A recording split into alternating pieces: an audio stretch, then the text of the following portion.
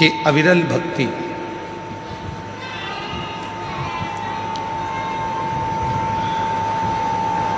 और भगवान देवादिदेव महादेव का जो भजन है, भगवान देवादिदेव महादेव का जो स्मरण है,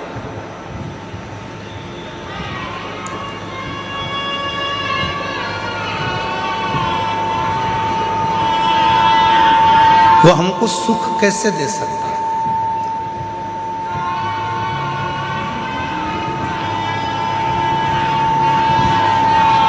33 कोटि देवता में केवल एक देवादिदेव महादेव हैं जो आपसे कभी कोई वस्तु की चाह नहीं रखते।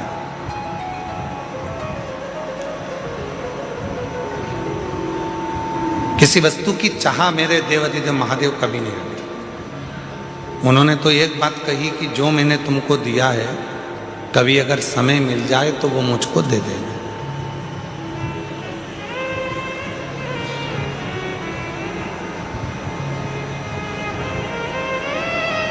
और भगवान देवादिदेव महादेव ने हमको क्या दिया? ये चित्त, ये मन, ये आत्मा। ए बाबू, आवाज बढ़ा उधर की।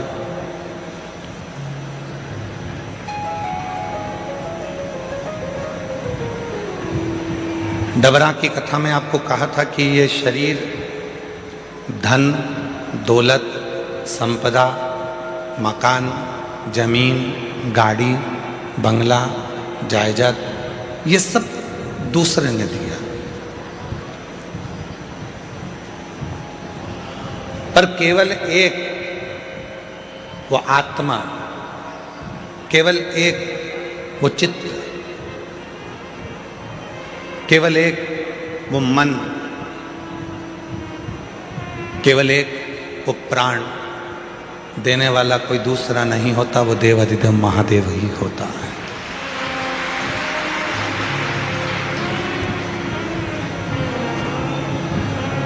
आत्मा को लिंग कहा गया, जिसको हम लोग कहते हैं आत्मलिंग।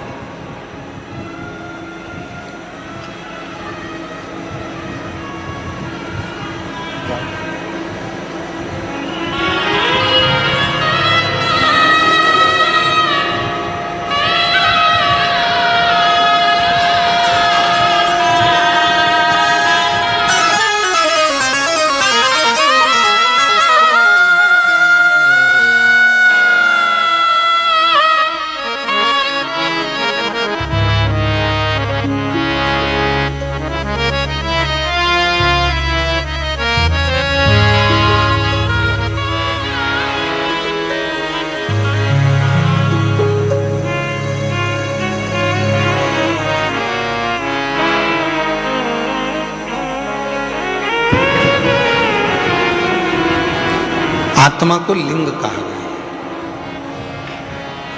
जिसको हमारे यहां कहते हैं आत्मलिंग।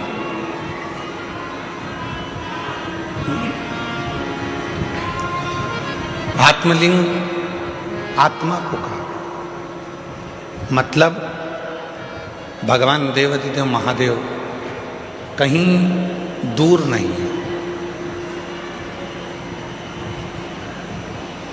भगवान देवादिदेव महादेव कहीं दूर नहीं।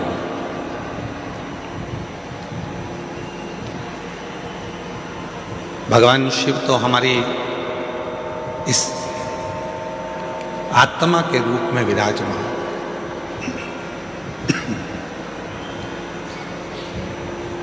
भगवान शिव हमारी श्वासों के रूप में विराजमान। अब दुनिया के लोग क्या करते हैं? आज आप लोगों से एक ग्रीन शिवरात्रि के रूप में आप लोगों से कहा गया था कि एक एक वृक्ष लगाएं, और आप लोगों ने एक एक वृक्ष लगाया, एक एक वृक्ष आप लोग रोपित करें। क्यों कहा? हमारा और आपका शरीर रहेगा रहेगा जितने दिन है, पर हमारे और जाने के बाद भी यदि उस वृक्ष की पत्तियां बेलपत्र के रूप में शिवजी को चढ़ती रहेगी तो ये निश्चित है कि हम हैं और हमारे बाबा को हम कुछ रोज दे रहे हैं, ये प्रस्तुत होता रहे।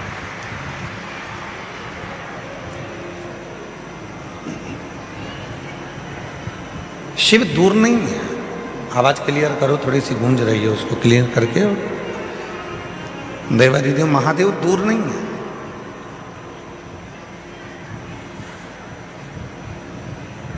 दुनिया के लोग भगवान शंकर को ढूंढने के लिए बहुत दूर दूर जाते हैं, पर शिव पुराण कहती है कहीं मत जाओ।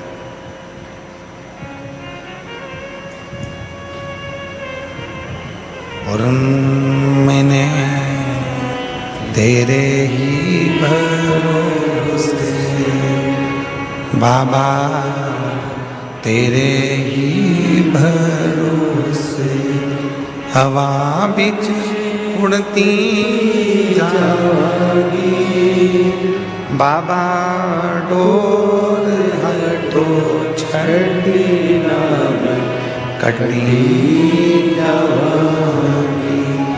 भोले मैं तेरी पदम, शंभू मैं तेरी पदम, हवा बिच उड़ती जागी बाबा, डोर हटो छड़ी कटनी जागी। भोले मैं तेरी पतन, शंभू मैं तेरी पतन। शिव कथा कहती है आत्मा लिंग है, और उस आत्मलिंग को जिस दिन हमने जान लिया, हम कहते हैं कि भगवान के मंदिर में जाते हैं, जब शिव जी के मंदिर में जाते हैं, भगवान का भजन करने जाते हैं, दर्शन करने के लिए जाते हैं, जब भगवान के मंदिर में पहुंचते हैं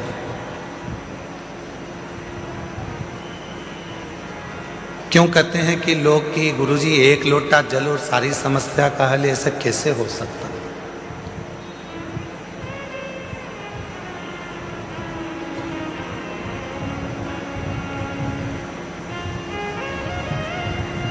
कैसे हो सकता है? शिव महापुराण की कथा कहती है कि वो एक लोटा जल सारी समस्या का हल ऐसे होता है। घर से जब हम जल लेकर चलते हैं तो भगवान देवादिदेव महादेव के पास में भरोसा लेकर जाते हैं, विश्वास लेकर जाते हैं।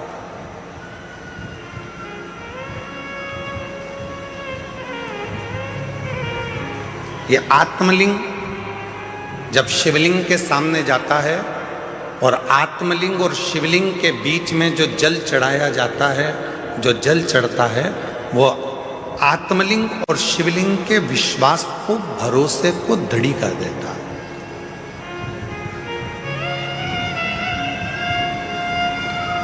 फिर दुनिया का ऐसा कोई काम नहीं रहता जो आप कर नहीं सकते। दुनिया का ऐसा कोई कार्य नहीं होगा जो आप कर नहीं पाओगे, फिर वो कार्य पूर्ण होता ही, वो कार्य सफल होता ही।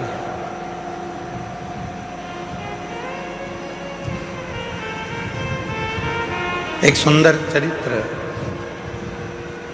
उधर आवाज नहीं जा रही है भाई, आप आवाज खोल रहे हो परंतु वो गूंज रही है, उसको डीले कम करो क्योंकि वैसे ही वो हॉल है ना, तो गूंज रही है। और आवाज को क्लियर करो, और इधर साइड में आवाज नहीं जा रही। तुम्हारे लड़कों को भेजो उधर सुनने के लिए। उधर भी नहीं आ रही है क्या? उधर भी लड़कों को भेजिए। शिव कथा कह रही है, भगवान देवादिदेव महादेव का चरित्र कह रहा है, भगवान शंकर की पवित्र कथा कह रही है। शिव को रामचरितमानस में विश्वास कहा, और जब व्यक्ति के जीवन में विश्वास प्रबल हो जाता है, भरोसा दृढ़ हो जाता है, तो उसका कार्य अपने आप सफल होना प्रारंभ हो जाता है। अपने आप वो कर्म भी करता है, मेहनत भी करता है, परिश्रम भी करता है, और शिव पर भरोसा कर कर आगे भी बढ़ता है। पर कभी कभी ऐसा योग भी बन जाता है कि हम मंदिर जाते जाते, भगवान का दर्शन करते करते भगवान को एक लोटा जल चढ़ाते चढ़ाते भजन करते करते कभी कभी ऐसा भी समय आ जाता है कि हमारा मन, एक दिन ऐसा होता है कि अब मंदिर नहीं जाऊं तो अच्छा, बहुत दिन हो गए।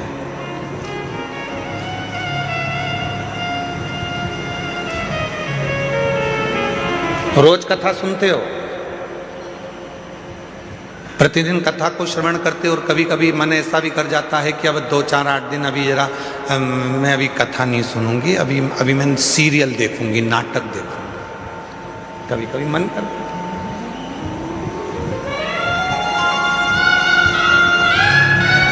रोज ही तो सुनते हैं, प्रतिदिन तो श्रवण करते हैं।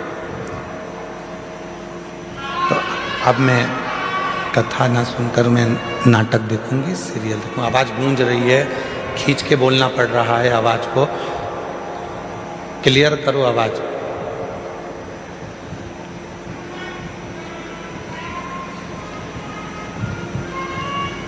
कभी कभी मन कर जाता है ऐसा कि अब मैं इतने दिन मैंने कथा सुन ली है, इतने दिन मैं मंदिर चली गई हूँ, इतने दिन मैंने सत्संग कर लिया, इतने दिन मैंने कीर्तन कर लिया है, इतने दिन मैंने मंत्र जाप कर लिया है, इतने दिन मैंने नाम जाप कर लिया है, अब मैं थोड़े दिन नहीं करूँगी। क्यों? कभी आपने विचार करा कि ऐसा मन में भाव क्यों आ जाता है, किस लिए आ जाता है? गुरु में और भगवान में एक बहुत बड़ा अंतर है। गुरु में और परमात्मा में एक बहुत बड़ा अंतर है। गुरु में और ईश्वर में एक बहुत बड़ा अंतर है। गुरु में और भगवान में एक बहुत बड़ा अंतर है। गुरु का काम है आपको मंदिर तक भेजना। गुरु का काम है आपके हाथ में माला पकड़ाना। गुरु का काम है आपको शंकर के मंदिर तक भेजना। गुरु का काम है आपको कथा तक भेजना। गुरु का काम है आपको भजन तक भेजना। गुरु का काम है आपको मंदिर तक भेजना। और परमात्मा का काम क्या है? भगवान का काम क्या है? बिल्कुल इसके विपरीत। गुरु क्या करेगा? माला पकड़ाएगा। भगवान क्या करेगा? माल पकड़ा के माला छुड़ा देगा। गुरु क्या करेगा? मंदिर पहुंचाएगा। भगवान क्या करेगा? मंदिर से दूर हटाएगा। भगवान क्या करेगा? तुम्हें मंदिर से दूर भगाएगा। क्यों? अगर ये मंदिर आता रहेगा तो मुझे देते रहना पड़ेगा, इसलिए इसको एक बार में इतना दे देता हूं कि ये व्यस्त हो जाएगा, इतना व्यस्त हो जाएगा कि मंदिर आना छोड़ देगा तो मैं इसको देना छोड़ दूंगा। और गुरु क्या कर रहा है? मंदिर जा। गुरु क्या कर रहा है? एक लोटा जल चढ़ा। गुरु क्या कर रहा है? माला पकड़। गुरु क्या कर रहा है?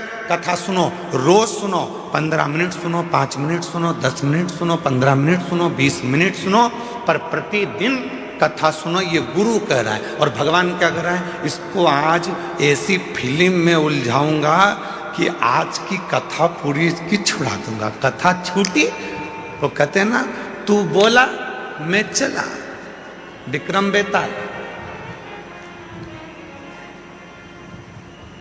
कथा छोड़ा।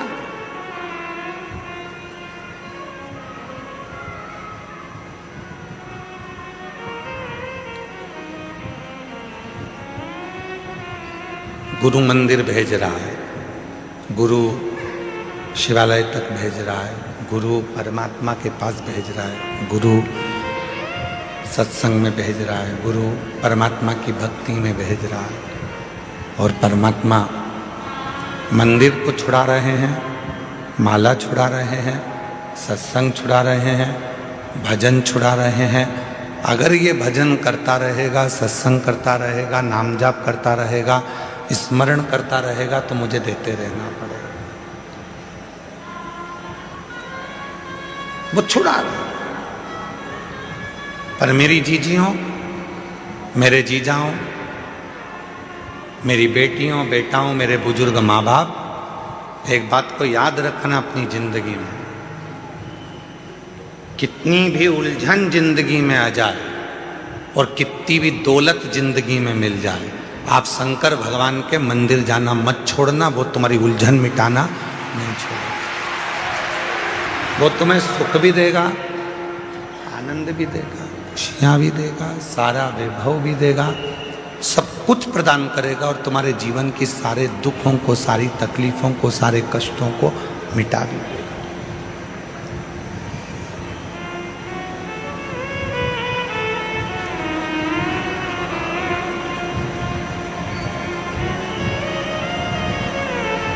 दूसरे पर करा हुआ भरोसा टूट सकता है, पर परमात्मा पर करा हुआ भरोसा कभी नहीं टूटता, कभी। अभी एक सीरियल देख रहे थे आर्य जी, तो किसी ने हमको बताया कि गुरुजी 14 फरवरी को कोई सा डे था और तुम लोगों को ज़्यादा स्मरण में, हमको भी है पर हम बोलना नहीं चाह रहे। एक सीरियल दिखाया था, उसमें एक छोरा उसको कुछ फूल देने गया, उसने उसको लात मारी तो वो शिव जी के मंदिर में पहुंच गया। ऐसा वो छोटा सा सीरियल था।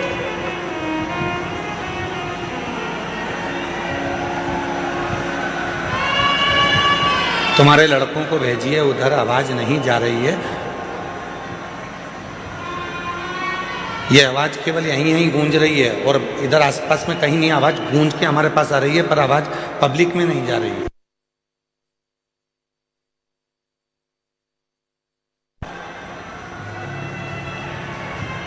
तो हमने देखा कि उस सीरियल में उन्होंने लात मारी और लात मारने के बाद वो व्यक्ति शिव मंदिर चले गए।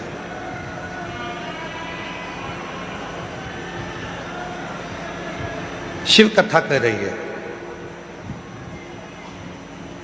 भगवान देवाधिदेव महादेव का चरित्र कह रहा है, भगवान शंकर की कथा कर रही है कि दूसरा कोई व्यक्ति हमको लात मारे तब हम शिव जी के पास में जाएं, ये ठीक नहीं है।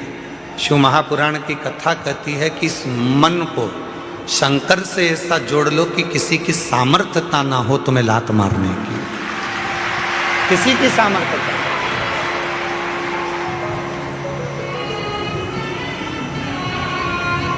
माननीय प्रधानमंत्री जी, भारत सरकार के नरेंद्र भाई मोदी जी ने कहा है कि आत्मनिर्भर भारत हो।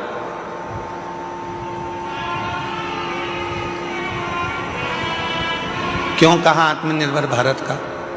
फिर आवाज गूंज के आ रही है, आवाज आसपास की आवाज खोलिए। पता नहीं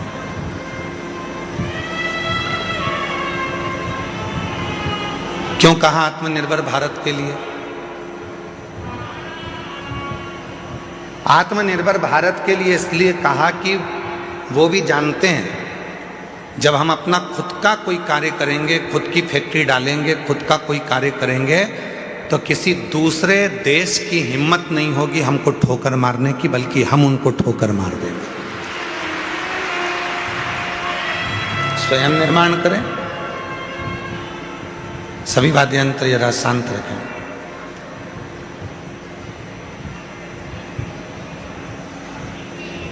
स्वयं निर्माण करें।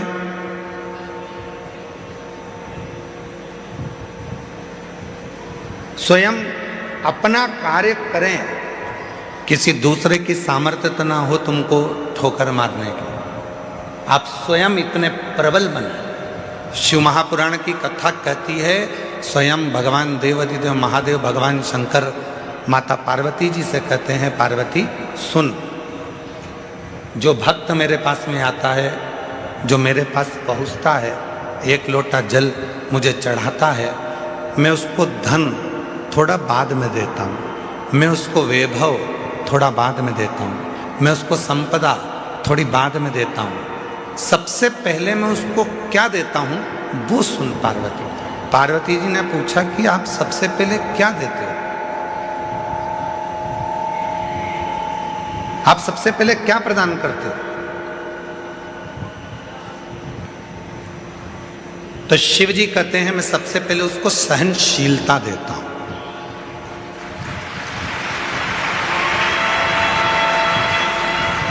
आज के जमाने में व्यक्ति के पास सहनशीलता नहीं है।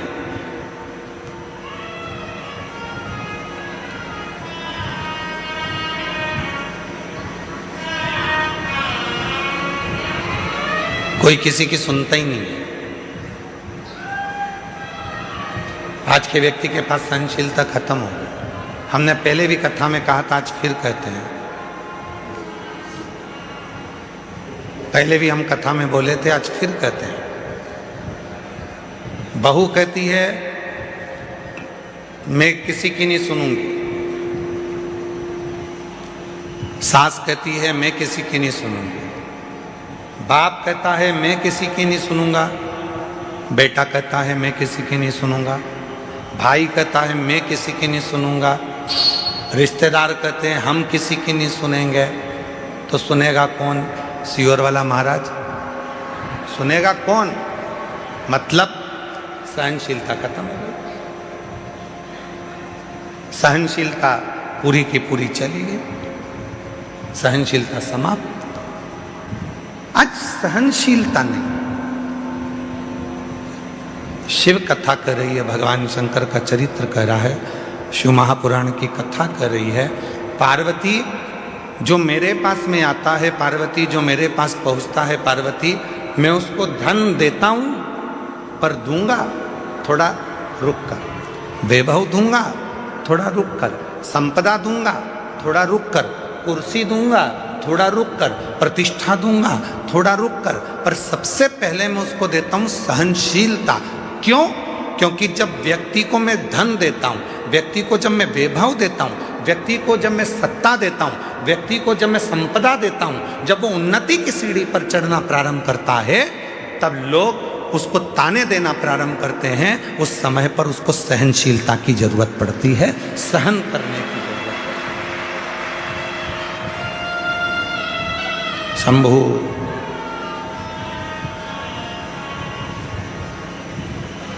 तब उसको सहनशीलता की जरूरत पड़ती है।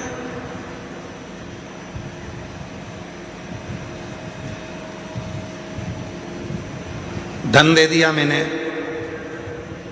और उससे सहन ही नहीं हुआ। कई लोग ऐसे भी हैं जिनको ज्यादा दिख जाता है तो हार्ट अटैक आ जाता है।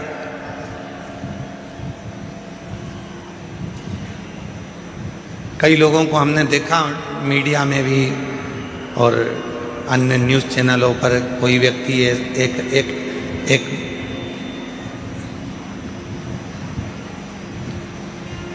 विधायक जी चुनाव लड़े और चुनाव लड़े, जीत गए। इतनी खुशी हो गई, इतनी खुशी हो गई कि सीट पे बैठे बैठे ही निपट गए, सहन नहीं हो पाया।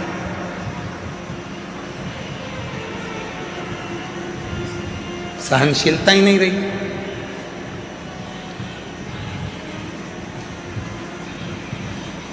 शिव कहते हैं पार्वती में सबसे पहले सहनशीलता देता हूं। आप जब शिव जी के मंदिर जाना चालू करेंगे, भगवान शंकर के मंदिर में जाना चालू करेंगे, शिव जी को एक लोटा जल चढ़ाना प्रारंभ करेंगे, तो शंकर भगवान सबसे पहले आपको सहनशीलता देंगे। तू मेरे मंदिर में आएगी, झाड़ू लगाएगी, पोछा लगाएगी, साफ करेगी, दुनिया के लोग तुझे ताना देंगे, आड़ा टेढ़ा कहेंगे, अपशब्द कहेंगे, तुझे सहन करना आना चाहिए।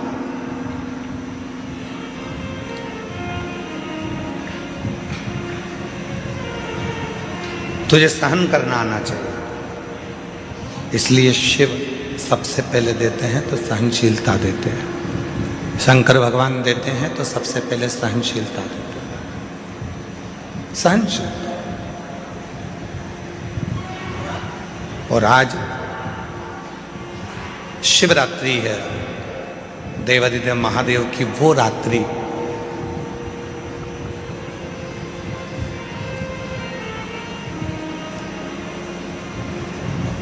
तमिल के 63 संत ऐसे हुए, 63 संत तमिल के ऐसे हुए हैं जिन्होंने इस शिवरात्रि पर भगवान शंकर का साक्षीकरण कर कर भगवान शिव का दर्शन पाया है। अब जब भारत की भूमि के मनुष्य के रूप में जन्मे हुए वो 63 संत, वो 63 साधु, वो 63 सन्यासी, वो 63 साधारण गृहस्थी जब भगवान शिव का दर्शन कर सकते हैं, तो इस शिवरात्रि पर जब हम और आप भगवान शंकर की अविरल भक्ति को धारण करेंगे तो क्या शिव का दर्शन नहीं होगा? क्या भगवान शंकर का दर्शन नहीं होगा? कथा का प्रस्तुति मध्य प्रदेश सीहोर से किया जा रहा है। कथा का वाचन प्रदीप मिश्रा के द्वारा किया जा रहा है और आप सभी तक शिव शक्ति यूट्यूब चैनल द्वारा पहुंचाया जा रहा है। इसे आप सभी इस चैनल को लाइक और सब्सक्राइब जरूर करें। धन्यवाद। बस उसको भजने का तरीका है, उसके स्मरण का तरीका है। कई लोग कहते हैं क्यों गुरुजी आप दिन भर बैठे बैठे अपनी कथा में बेलपत्री ऐसे चढ़ाना, बेलपत्री की नोक ये डंडी ऐसी रखना, दुर्वा ऐसे चढ़ाना, पानी ऐसे चढ़ाना, फूल ऐसे चढ़ाना, चावल का दाना ऐसे चढ़ाना, ये सब चीज़ें आप बताते रहते हो, सब चीज़ें आप बताते हो, तो क्या इसका फर्क पड़ता है कि बेलपत्री की डंडी इधर रखेंगे तो इसका फर्क पड़ेगा, दुर्वा को ऐसे रखेंगे अशोक सुंदरी पर तो इसका फर्क पड़ेगा, चावल का दाना ऐसे रखेंगे तो उसका फर्क पड़ेगा, लाल चावल का दाना चढ़ाओगे तो उसका ऐसा फर्क पड़ेगा, सफ़ेद चावल का दाना चढ़ाओगे तो उसका फर्क ऐसा पड़ेगा? क्या इसका फर्क पड़ता है? क्यों नहीं पड़ता? डॉक्टर भी तो दवाई देता है, डॉक्टर बोल देता है कि ये सारी दवाई ले जाओ, ये भी लेके जाओ, ये भी लेके जाओ, ये भी लेके जाओ, सब एक साथ खा जाना, एक साथ उसको खा लो।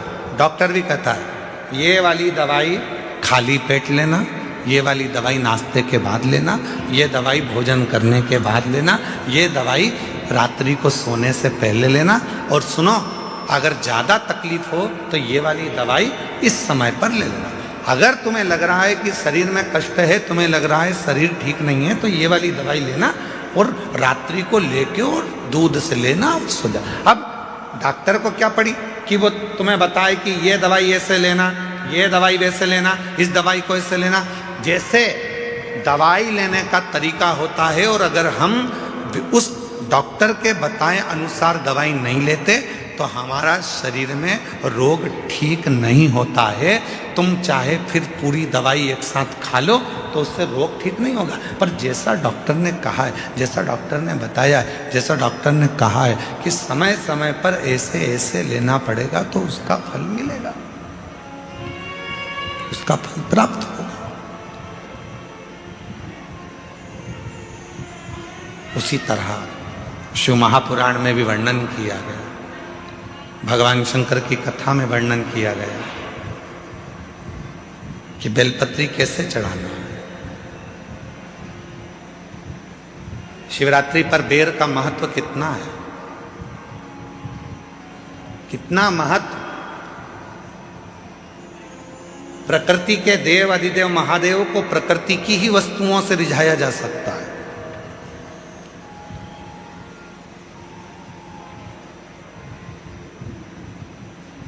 उनको रिझाने के लिए बहुत आडंबर की जरूरत नहीं पड़ती है। 3 मित्र थे, तीनों में झगड़ा हो गया और तीनों भगवान के लिए झगड़ लिए। एक बोले मेरे राम जी बड़े, एक बोले मेरे भगवान कृष्ण बड़े, एक बोले मेरे शंकर जी बड़े। पर शिव महापुराण की कथा कहती है कि हमारे यहाँ देवताओं में भेद नहीं होना चाहिए, हमारे सारे देव एक है। किसी देवता के लिए ये नहीं कह सकते कि ये बड़ा है, ये छोटा है, ये बड़ा है, वो छोटा। ना ना ना, हमारे लिए सब बड़ा, सब किस। पर 3 दोस्त थे, लड़ लिए। अब विवेक नहीं होवे, बुद्धि ना होवे तो झगड़ा हो जावे। तो तीनों ने लड़ाई कर ली। तो तीनों ने विचार करा, देखो मेरे राम बड़े, वो बोला मेरे कृष्ण बड़े, वो बोला मेरा शिव बड़ा। तीनों में झगड़ा हुआ और तीनों देवता एक ही हैं। तीनों ने कहा चलो जंगल में चलते हैं, अपने अपने भगवान को बुलाते हैं। देखो सबसे पहले किसके आगे गया।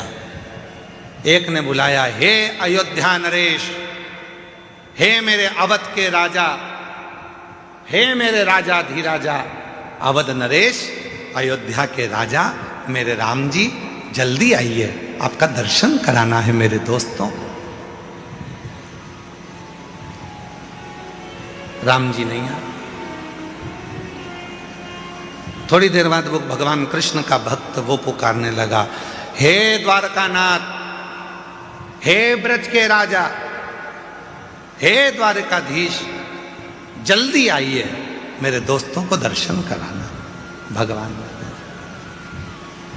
और थोड़ी देर बाद तीसरा नंबर का जो दोस्त था उसने एक जमीन पे से कंकर उठाया, हाथ पे रखा, ओ भोला जल्दी आ जा, पार्वती बुला रही है।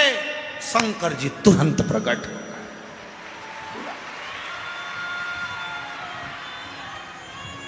थोड़ी देर बाद राम जी आ रहे थे रथ पर, थोड़ी देर बाद भगवान कृष्ण आ रहे थे रथ पर, सेना साथ थी, पूरी सेना साथ में पहुंचे।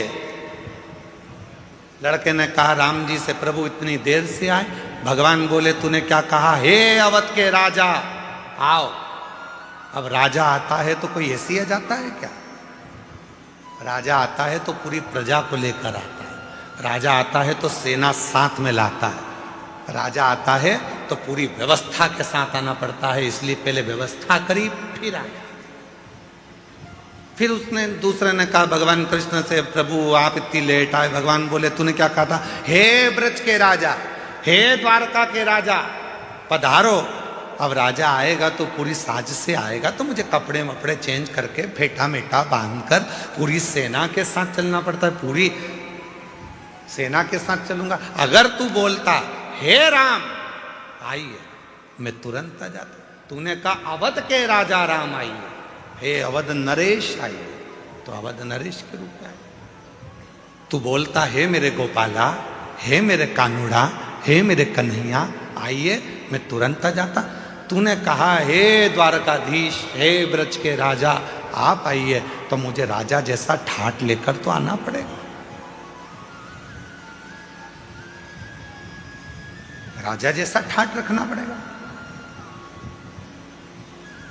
हम कई बार अपनी कथा में वर्णन करते हैं कि जितने भी यजमान बने हैं ना, इन यजमानों से कहते हैं कि कभी भी तुम ये विचार मत करना कि तुम यजमान,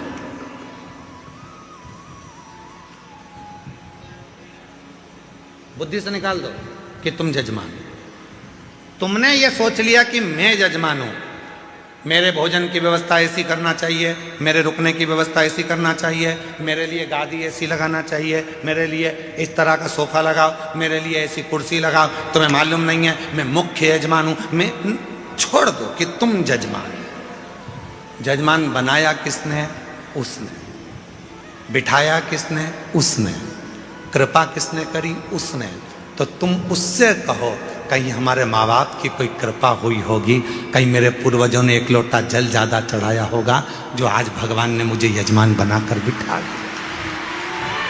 क्या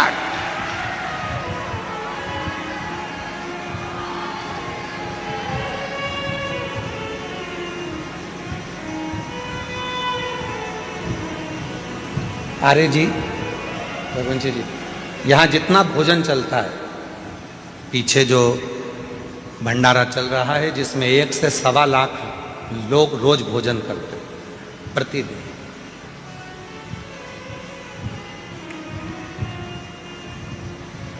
उसमें एक भी रसीद लेकर किसी भी सीहोर वाला हो, चाहे बाहर वाला हो, चाहे दुनिया का कोई सेठ हो, दुनिया का कोई सेठ हो, जितने कथा सुन रहे हैं उन सबके लिए कहूँगा, कोई नहीं कह सकता कि सीहोर वाले महाराज के यहाँ से कुबेरेश्वर धाम से कोई आया था और हमने घी का पीपा दिया था या तेल का डब्बा दिया था। ये सारा की सारा भंडारा भोले बाबा चलाते हैं और भोलेनाथ के भक्त चलाते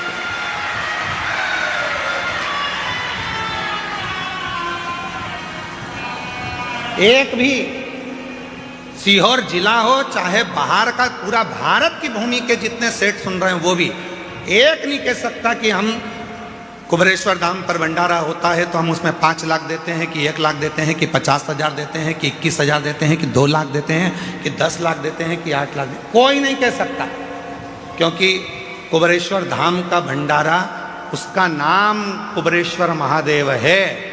जब वो लक्ष्मी को भी लक्ष्मी देते हैं, नारायण को भी लक्ष्मी देते हैं और कुबेर को भी कुबेर का खजाना देते हैं, तो वो अपना भंडारा खुद करता है, स्वयं चलता, स्वयं उसको करने वाला वो स्वयं होता है।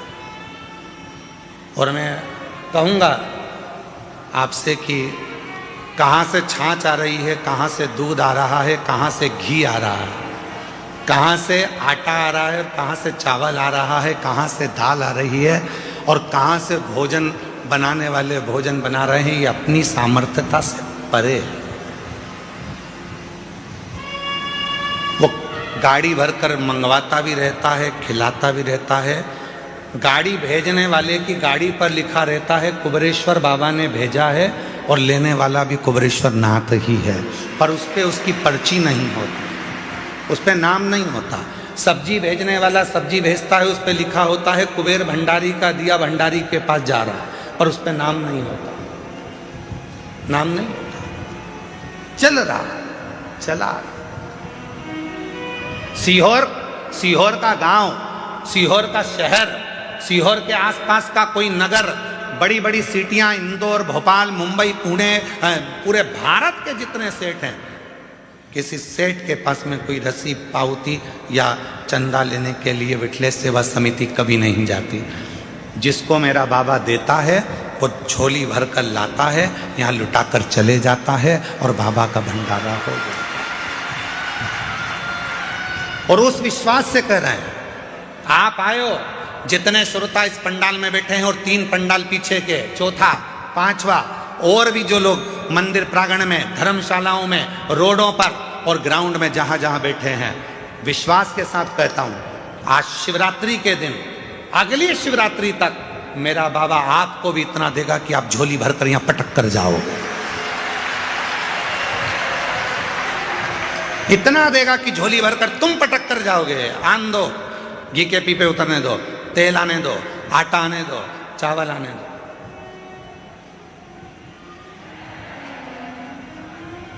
वो करुणा सा,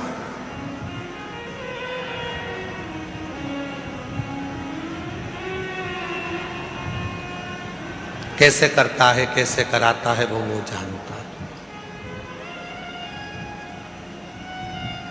हमारे छोटे भाई विनय मिश्रा जी थोड़ा सा टेंशन ले लेते हैं कभी कभी।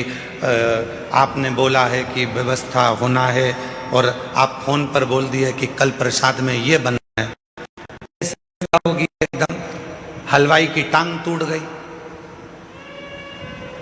हमारे जो हलवाई हैं देवघर गए थे तो देवघर में उनका टांग टूट गया, एक्सीडेंट हो गया था। कोई बाइक वाला उनको रात के समय, वो मंदिर जा रहे थे, ठोक के चले गए। पाँव अभी तक ठीक नहीं हुआ। सामान कैसे बनेगा, भंडारा कौन बनाएगा? हमने कहा उसका नाम भंडारी है, कुबेर भंडारी। भंडारा भी वही बनाएगा और खिलाएगा भी वही, चलाएगा। हलवाई आए, भाव सर जी कहने लगे गुरुजी पाँव का ऑपरेशन का बोला है। हमने कहा डॉक्टर से बोल दो कि कल ही ऑपरेशन कर दे। जाऊं मैं? हाँ। कहाँ करवाना है? तो कहा उज्जैन कराना है। तो मैंने कहा उज्जैन चले जा। हम बोले उज्जैन। शाम को प्रदोष की आरती कर कर आए थे। बेलपत्री हमारे विकास महाराज हमको दिए थे, हम रोज बेलपत्र खाते हैं बाबा की। तो वो बेलपत्र हम खा रहे थे, उसमें से एक बेलपत्ती का टुकड़ा उनको दे दिया कि एक टुकड़ा तुम खा लो, कल ऑपरेशन कराना है तो बाबा कृपा कर देगा। ऑपरेशन वाले डॉक्टर के पास गए तो उसने कहा ऑपरेशन की जरूरत नहीं, तुम्हारी हड्डी जुड़ गई है, काम करना चालू कर। आज भी वही हलवाई भाव सर जी लंगड़ते लंगड़ते आज भी पूरी तरह से चलते चलते पूरा भोजन बना रहे हैं और कह रहे हैं पाँव में कोई कष्ट नहीं। प्रभु आपकी कृपा से सब काम हो रहा है। करते हो भोले बाबा, मेरा नाम हो रहा है, भोले आपकी कृपा से सब काम हो रहा है, शंभु आपकी कृपा से सब काम हो रहा है। वो तुमको देता है और तुम बाबा के धाम में पटक कर जाते हो, वो तुमको देगा।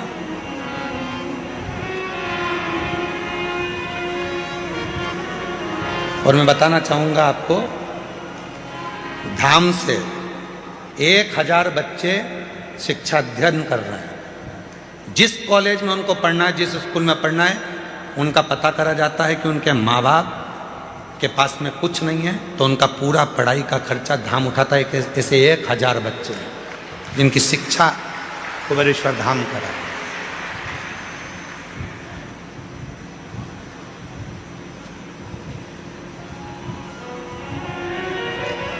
शिव कर रहा है, शिव करा रहा है और शिव करने वाला। और आपसे भी निवेदन करेंगे, आपके गांव में, आपके नगर में कोई हमारा बिठले सेवा समिति की रसीद लेकर कोई 1000 कह दे कि सीवर वाले महाराज के यहाँ से आए चंदा दो, तो उसको ले जाके थाने में बंद करा देना। आता ही नहीं कोई, जाता ही नहीं इस धाम से कोई।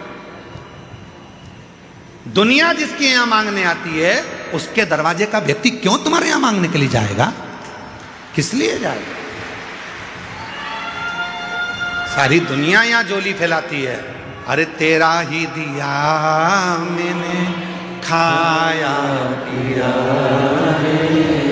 तेरा शुक्रिया, तेरा शुक्रिया, मुझे भोले बाबा बहुत दे दिया, तेरा शुक्रिया, तेरा शुक्रिया।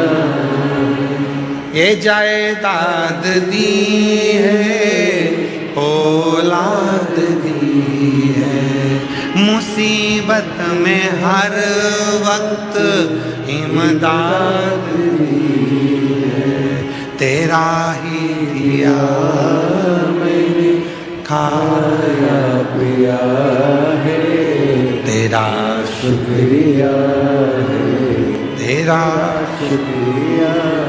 ये उसका दिया हुआ है, किसी दूसरे का नहीं। और तेरा तुझको अर्पण।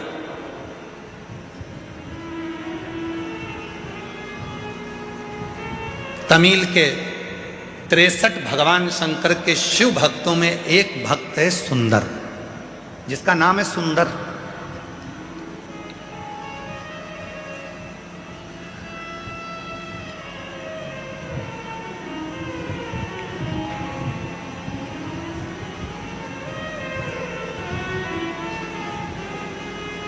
ये कथा उस व्यक्ति के लिए है जो लोग कह देते हैं कि सीवर वाले महाराज के जितने भक्त हैं शंकर जी के, कभी कभी बिना नहाए मंदिर में आ जाते हैं।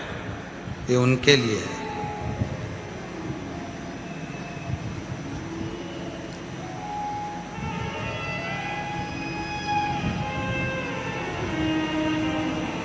और जितनी बात बोली जा रही है सब पुराणोक्त है, पुराणों में से।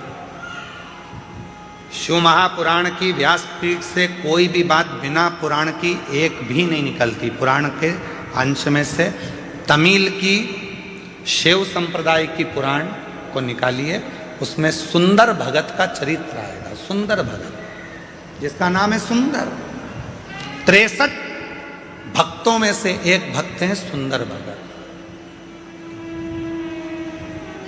छोटे थे, बचपना था, 5 साल की उम्र थी। माँ रोज शिव की आराधना करती थी, शंकर की साधना करती थी, शिव मंदिर में जाती थी, बच्चे को साथ ले जाती थी।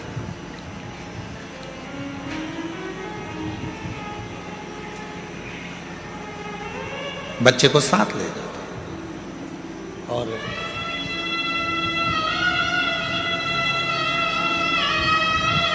बच्चा नहाता भी नहीं, मुख धोता भी नहीं, मां के साथ चले जाता।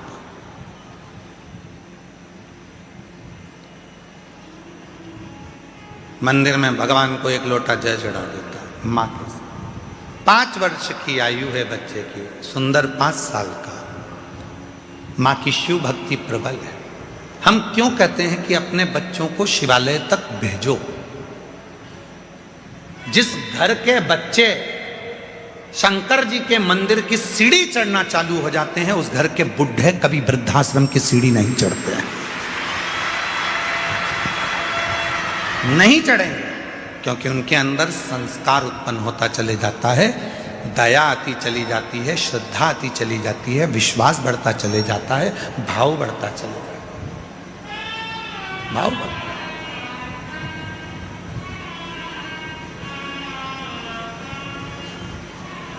तो आप सभी को स्वागत है मेरे YouTube चैनल शिव शक्ति में, जिसमें आप लोगों को प्रत्येक दिन प्रदीप मिश्रा जी के मुख्य बिंदु से शिव पुराण का कथा देखने और सुनने को मिलेगा।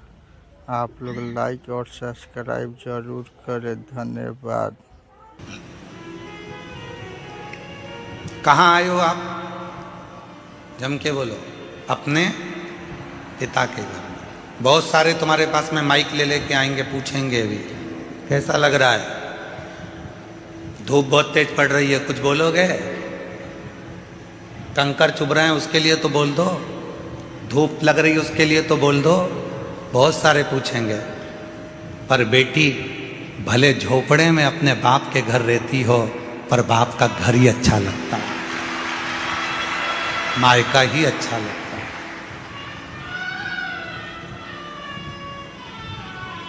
पूछेंगे लोग, आएंगे, कोई तकलीफ हो रही होगी तुमको, बोलो ना, तकलीफ बोलो, वो बोल देती है कि तकलीफ है, तुम प्रश्न करने आते ही काहे को? ये हमारे बाप का घर है। पिया के घर में, पति के घर में तो मैं आराम से डनलप के गद्दे पर सोती हूँ और 8 बजे उठती हूँ, और यहाँ तो मुझे 25 बार सोचना पड़ता है, खाली मिलेगी क्या, जाऊं क्या? अभी कितनी बज गई? 3 बजी है, फिर सो गई। 4 बज गई, आवाज आना चालू हो गई, चोरों से सावधान, अपना सामान संभाल के रखना, बच्चों का हाथ पकड़ कर रखना, सूचना मिलना चालू। उठ गए, जाग गए। पिता का घर है ना, समय की कोई गणना, स्मरण किया। एक पत्र और देखिए, बड़ा बड़ा सुंदर है ये पत्र, तो सुंदर है। एक पत्र देखिए। मेरा नाम प्रीति सिंही, मैं बिहार राज्य के मधेपुरा राज्य की रहने वाली हूँ। पिछले साल कुबेरेश्वर धाम पर रुद्राक्ष के लिए बाबा का रुद्राक्ष महोत्सव करने के लिए आई थी। हम जानते हैं यहाँ पर बाबा का रुद्राक्ष उत्सव में नहीं मिलता, फिर भी हम रुद्राक्ष महोत्सव में कंकर शंकर के लिए आए थे। यहाँ की भूमि पर कंकर पर बैठकर भी जो कथा सुनी जाती है, उसमें शंकर का प्रतिबिंब पिता की गोद मानी जाती है। हमने कथा सुनी। मेरा लड़का 6 साल का है, वो बचपन से न चल सकता है, न बोल सकता है, न हाथ पैर से काम कर सकता है। हम बेटे को लेकर आए थे, बेटे को सुलाकर कथा सुनवाई थी। बाबा की कृपा से यहाँ की मिट्टी रोज मेरे लड़के को लगाती थी। डॉक्टर ने विकलांग का सर्टिफिकेट दे दिया था। आज छाती ठोक कर कहती हूँ, अब मेरा बेटा चलता भी है, मंदिर जाता भी है, बोलता भी है और बाबा का भजन भी करता है। आज मेरा बेटा बोलता भी है, चलता भी है, मंदिर भी जाता है, शिव को जल भी चढ़ाता है। मेरा नाम प्रीति सिंह, बिहार राज्य के मधेपुरा राज्य की रहने वाली हूँ। कहीं बैठी हैं तो हाथ हिला सकती हैं। अगर कहीं बैठी हो, आप ही हैं, ऐसे हाथ हिला दो एक बार, वापिस हाथ हिलाओ एक बार, वापिस हाथ हिला दो जीजी। हाँ ठीक है, आ जाइए, बेलपत्र ले जाओ, आ जाओ। मैं शिव को नमन करने के लिए आई हूँ। क्या 1 साल में मेरा बाबा मेरे बेटे को चला सकता है? वो शिव है। तेरी कृपा बिना ना हिले एक भी लेते हैं श्वास तेरी कृपा से तनु तनु। बखान क्या करूं मैं राखों के का, चपटी भभूत में खजाना कुबेर का। मुक्ति द्वार ओमकार तू, भोले ओमकार तू। आयो शरण तिहारी शंभु कारतार तू।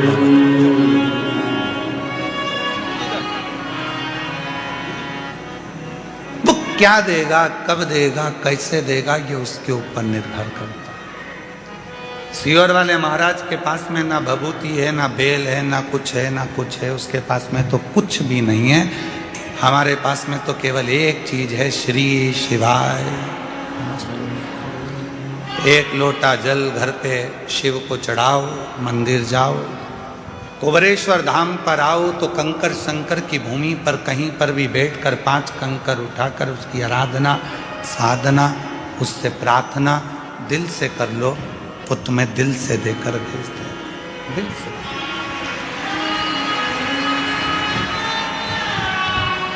वो दे देगा। और जब मन से यदि कोई कहा जाए, प्रार्थना करी जाए तो वो देता है। विश्वास, भरोसा, भरोसा।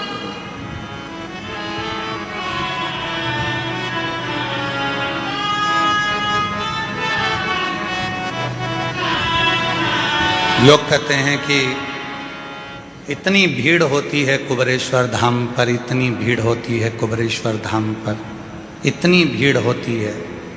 हर बार सोचते हैं कि इस साल अगर भीड़ कम होगी तो मैं कथा में जाऊंगी, थोड़ी भीड़ कम होगी तो कथा में जाऊंगी। सोचते सोचते सालों निकल जाते हैं। बाबा तुझे खुद यहाँ आने ही नहीं देता है, क्योंकि उसको मालूम है आएगी तो देना पड़ेगा। मेरे बाबा को मालूम है आएगी तो देना पड़ेगा।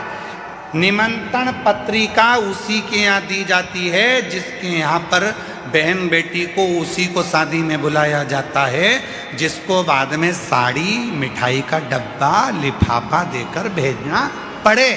बहन बेटी को बुलाया है तो देना तो पड़ेगा। तुम कौन हो? उस बाप की बेटी। तुम कौन हो? उस बाप के दामाद। तुम कौन हो? उसके नाती पंती। तुम कौन हो? उसकी औलाद। और तुम आए हो अपने बाप के घर, तो लिफाफा तो वही देकर विदा करेगा ना, वही देकर भेजेगा। ऐसे कई लोग हैं जो सोचते हैं थोड़ा थोड़ा रुद्राक्ष उत्सव में बहुत भीड़ होती है, थोड़ी कम हो जाए ना तब मैं जाऊंगी, बैठूंगी, मैं जाऊंगी, बैठूंगी, प्रार्थना करूंगी बाबा से, निवेदन करूंगी बाबा से। पर ये रुद्राक्ष महोत्सव का मौका साल में एक बार मिलता है, अपने बाप के पास बैठकर फुलेरा दूज, शिवरात्रि, बाबा से प्रार्थना करने का मौका ये बार बार नहीं मिलता। ये संजोग, ये रुद्राक्ष महोत्सव दो चीज़ों को देखकर रखा जाता है, एक महाशिवरात्रि, दूसरी फुलेरा दूज। इसका जहाँ संजोग बनता है फुलेरा दूज और शिवरात्रि को, उसमें भी ये देखा जाता है कि कथा के दूसरे दिन शिवरात्रि पढ़ना चाहिए, और उसमें ये देखा जाता है कि मध्य में फुलेरा दूज पढ़ना चाहिए। जब यहाँ बैठा हुआ एक एक व्यक्ति जब बाबा से प्रार्थना करने के लिए आए तो यहाँ से खाली ना जाए। जब यहाँ से जाए तो बाबा 3 महीने में उसकी झोली भर दे। ये देखा जाए।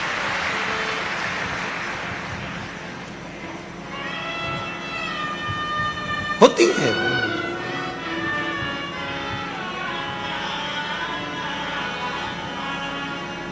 कितने पत्र हैं, ढेर ढेर। एक पत्र में तो एक बहन ने लिखा, तमिल की पुराण में इसका वर्णन है, 63 शिव संतों में इनकी गिनती है। सुंदर नाम है। माँ के साथ में शिव मंदिर जाते हैं, शिव मंदिर में जल चढ़ाते हैं। नहीं नहा पाया, स्नान नहीं कर पाया, बच्चा है, माँ ले गई मंदिर में, चलो जल चढ़ाना, चलो। बच्चा पहुंच गया माँ के साथ में जल चढ़ाने के लिए शिवालय में, शंकर के मंदिर में जल चढ़ा।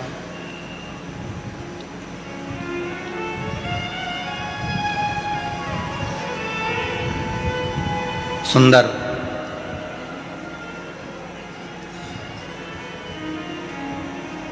नियम बन गया उसका कि मेरे को मंदिर जाना है, मुझे मंदिर जाना है, नियम बन गया। माँ अब सुंदर को लेकर मंदिर जाती नहीं, अब सुंदर माँ को लेकर मंदिर जाता। सुंदर माँ को लेकर मंदिर जाता।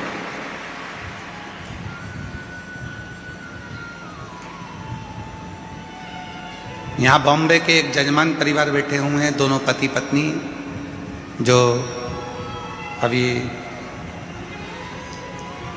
कथा के रात्रि को जब हम आए थे डबरा से, तब वो मिलने के लिए कक्ष में भी आए थे। और कुबरेश्वर बाबा के शिवलिंग आदिक आदिक के लिए उनका वर्णन। कहाँ बैठे हैं दोनों? खड़े हो तो खड़े हो जाओ दोनों। ये दोनों ऐसे यजमान हैं कि इनके बेटा मुंबई में जॉब करता है और बेटा कहकर भेजता है, मम्मा तुम सीवर वाले बाबा की कथा में यजमान नहीं बनी इस बार, चलो जाओ। 3 साल से लगातार ऐसा कोई तीर्थ नहीं छोड़ रहा बेटा, और माँ बाप को, और खुद भी आता है 1 दिन के लिए, फ्लाइट से आता है, रुकता है और कथा श्रवण कर कर चला गया। मैं धन्यवाद देता हूं आपके पुत्र को भी, बहुओं को भी, बच्चों को भी। बैठिए साधु। बचपन में माँ बाप अपने बच्चों को मंदिर तक लेकर जाते हैं। बचपन में माँ बाप अपने बच्चों की परवरिश करते हैं, उसको पालते हैं, रखते हैं, संभालते हैं, सारा विद्या, शिक्षा, चिकित्सा सब देते हैं। एक दिन बच्चों के मन में भी वो भाव आना चाहिए कि मेरी माँ का मन है, मेरी माँ का मन है। एक बार उससे कुबरेश्वर धाम जाना है, मेरी माँ का मन है, उसे कुबरेश्वर धाम जाना है। और जिस दिन बेटा अपनी माँ से कह दे, माँ चल मैं तेरी फ्लाइट कराता हूँ, मैं तेरी टिकट कराता हूँ, मैं तेरी ट्रेन कराता हूँ, मैं तेरे लिए गाड़ी कर कर, हम हमेशा यहाँ वहाँ जाते हैं, अब की बार चल तेरे बाबा कुबेर भंडारी के दरवाजे पर, तेरे गुरु के पास में, जिसकी कथा तो निरंतर श्रवण करती है, उस कुबेरेश्वर बाबा के दरवाजे पर तुझे लेकर चलता हूँ। माँ की सबसे बड़ी गिफ्ट, आज के जमाने की माता की सबसे बड़ी गिफ्ट, पूरे भारत की जितनी माँ हैं उनको गिफ्ट में अगर कुछ चाहिए तो वो बोल नहीं सकती, पर ईमानदारी से कहता हूं पूरे विश्व की माँ अगर गिफ्ट में चाहती है तो एक बार कुबरेश्वर धाम आना चाहती है। एक बार मुझे मेरे बाबा के यहाँ ले चल, एक बार मुझे कुबेर भंडारी के दरवाजे पर ले चल, उसकी धरा पर मुझे लेटना है, उसकी धरा पर मुझे सोना है, उसकी धरा की मिट्टी को मुझे अपने शरीर पर लगाना है, जो 12 ज्योतिर्लिंग का बीच में है, उसकी धरा पर मैं चली जाऊंगी तो मुझ में 12 ज्योतिर्लिंग के बल अपने आप आ जाएगा। हर माँ, हर बेटी, हर स्त्री, हर पुरुष यही चाहता जाए।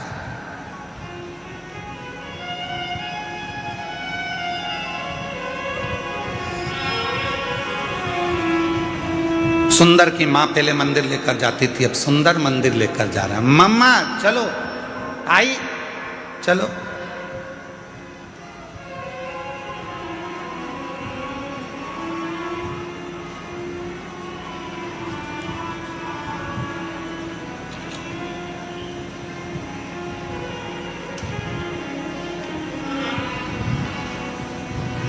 और चले। धीरे धीरे धीरे धीरे सुंदर बड़े हो गए।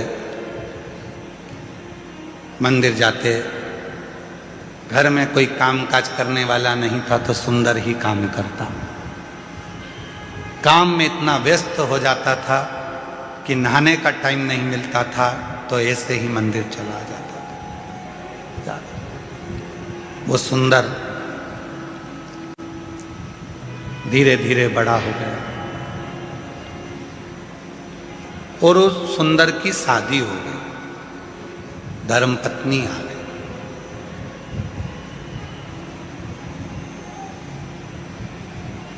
और धर्म पत्नी आई, 3-4 दिन मंदिर नहीं गया। 4 दिन के बाद, आज नहाने के बाद स्नान करा, स्नान करके मंदिर गया तो शंकर भगवान का शिवलिंग ही मंदिर से गायब हो गया। शिव जी का शिवलिंग उस मंदिर से गायब था, शिवलिंग नहीं दिखा। सुंदर ने मंदिर के लोगों से पूछा, यहां भोलेनाथ जी थे, कहां चले गए? उस शिवलिंग का नाम भी लिखा था, हम थोड़ा ध्यान में नहीं आ रहा है इसलिए हम उस शिवलिंग का नाम नहीं बोल पा रहे। उस मंदिर का भी नाम लिखा था। मंदिर में से शिवलिंग गायब हो गया।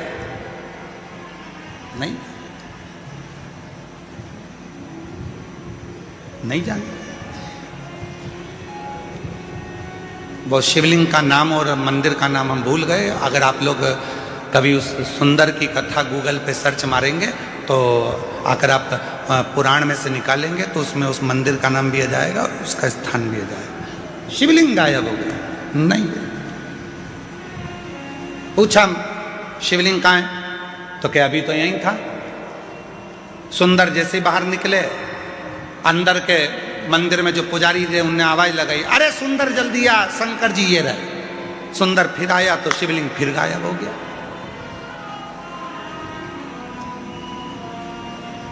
सुंदर ने कहा कहाँ है शिवलिंग? गायब। फिर गया, फिर शिवलिंग आया, फिर गया, फिर शिवलिंग आया। सुंदर को समझ नहीं आया आखिर ऐसा हो क्यों रहा। तब सुंदर की आंख से आंसू बह गए, मेरे बाबा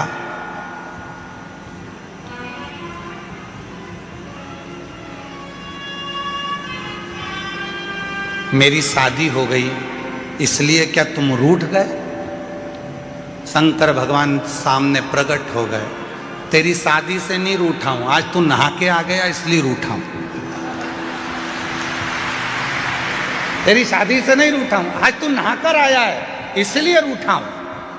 रोज बिना नहाए आता था तो लगता था मेरा बेटा आया है, आज ऐसा लग रहा है कि कोई पराया आया है। तू जैसा है वैसा ही रहे, तू जैसा भजता है वैसा ही भज। आडंबर नहीं चाहिए, दिखावा नहीं चाहिए, दिल साफ रखना, शरीर भले कैसा भी हो, तेरा शिव तेरा।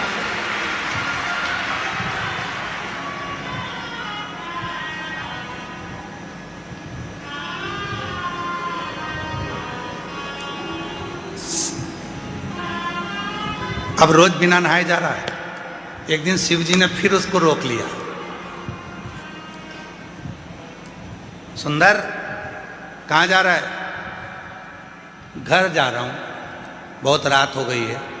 काम पे से आया था तो मैंने सोचा कि चलो भोलेनाथ जी अकेले होंगे, दर्शन कर चलो, एकांतेश्वर महादेव है।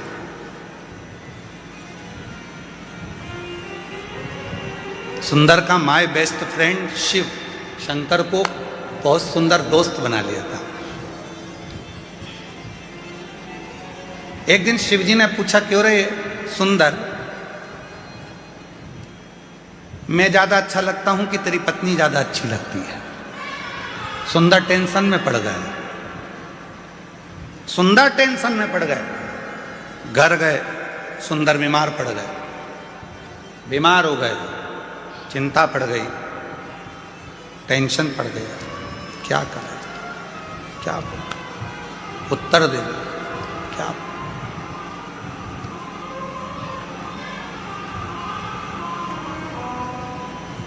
क्या बोल? शिव जी को लगा बहुत दिन से आया नहीं है, बाबा भोलेनाथ सुंदर के पास गए। सुंदर, ये क्या शरीर बना रखा है, क्या हो गया तेरे को? आपने प्रश्न किया था कि मैं सुंदर लगता हूं, मैं अच्छा लगता हूं कि धर्म पत्नी अच्छी लगती है? मेरे महादेव, आप मेरे हृदय में, रोमावली में, श्वासों में रमण करते हो। शादी तो मैंने की ही नहीं है। मेरे हृदय में जो तुम्हारा निवास है तो विवाह भी तो तुम्हारा ही हुआ है, मेरा तो कुछ है ही। तन मन धन सब कुछ तेरा, तो ये तन तेरा है, इसमें रह रही आत्मा तेरी है, इसमें रमण करने वाली श्वास तेरी है। तो शादी मैंने कब करी थी? सुंदर ने कहा विवाह मेरा नहीं, विवाह तुम्हारा हुआ है, इसलिए परिवार भी तुम्हारा है, घर भी तुम्हारा है, जायदाद भी तुम्हारी है, धर्म पत्नी भी तुम्हारी है और बच्चे भी तुम्हारे हैं। इसलिए संभालना भी तुम्हें है, मुझे नहीं। और जिस दिन संसार के लोगों को ये लगने लगेगा कि केवल तुम कहने से कि मैं तुम्हें बहुत स्नेह करता हूं, प्यार करता हूं, प्रेम करता हूं, ये केवल शब्दों में नहीं रहना चाहिए, शब्दों में नहीं होता।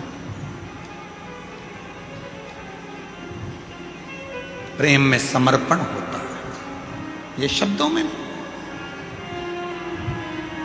इसलिए कहते हैं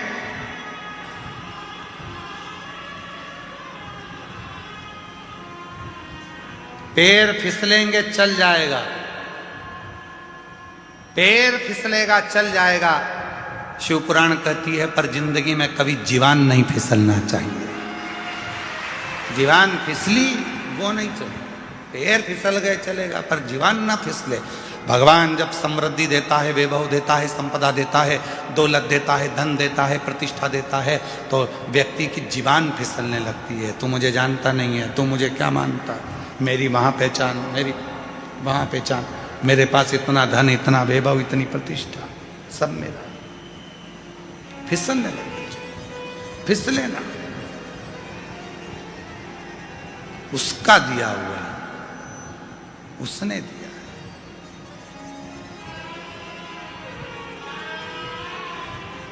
महाराज इसलिए शिव कथा कह रही है, भगवान शंकर का चरित्र कह रहा है, देवादिदेव महादेव का संवाद कर रहा है। भगवान सहनशीलता देकर आपको, सहजता देकर आपको नम्रता देते हैं। शिव नम्र, कितना दिया मेरे शंभू ने। इन पत्रों में देखो जरा, देखो पत्रों में। कथा का प्रस्तुति मध्य प्रदेश सीहोर से किया जा रहा है।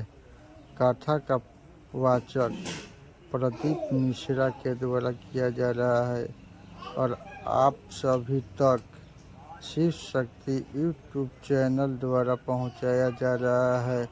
इसे आप सभी इस चैनल को लाइक और सब्सक्राइब जरूर करें। धन्यवाद।